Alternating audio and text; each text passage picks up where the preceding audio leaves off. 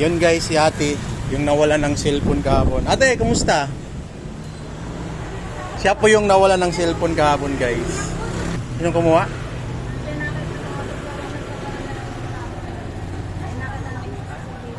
Ano? Kumuhaan lang dito? Sumita talaga sa CCTV na yan. Yun yung CCTV guys oh, ng barangay.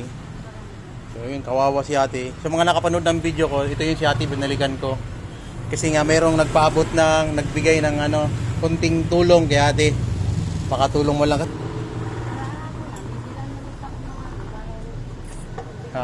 Kasi may nakapanood sa video na in-upload ko kahapon yun. Balikan kita. Yan yung ano, si ate dito guys. Street vendor din na mamasukan din siya dito. Yan, nagtitinda rin siya ng mga katulad ko, street food. Nagtitinda rin siya ng kwek-kwek. Ano yun natin?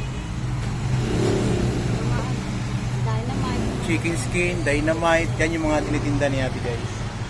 So, mayroon lang kasing nagbigay. So, ito ate, may nagbigay sa'yo ate. Sana makatulong din to. Ha? Oo nga. Bago yung cellphone mo ate, di ba? Magdalawang buwan pa lang. Yun nga. Yun nga guys, kasi dito, pumasok si ate dito. Tapos yung cellphone niya nandito sa likod na to. Ngayon, hindi niya nasarado tong gate nung pagpasok niya. Nasalisihan pala siya. So, yun lang ate. Siyempre, street vendor din ako. Street food, pareho tayo ng tinitinda.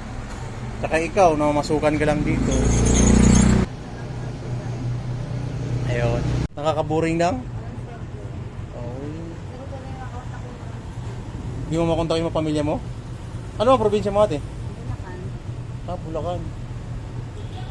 Sige ate. Kaya mo, may balik din yung sa mga gumagawa sa inyo ng ganyan. Makakarma din yung mga yun, hindi lumalaban ng batas. Grabe. Wala na laban yung Gcash. Nakuha ko na yung laban yung Gcash. Buti na ano yung Gcash mo. Mapadala na din sa asawa ko. Sige ate. Kawawa naman si ate. Yung mga gustong bumili, may tapat lang po ng ano to. Barangay Pembo. Barangay Hall ng Pembo. Sige ate. Yun lang. Sige te. Thank you. Oo, kasi mahirap yung wala kang contact sa pamilya mo. Di ba?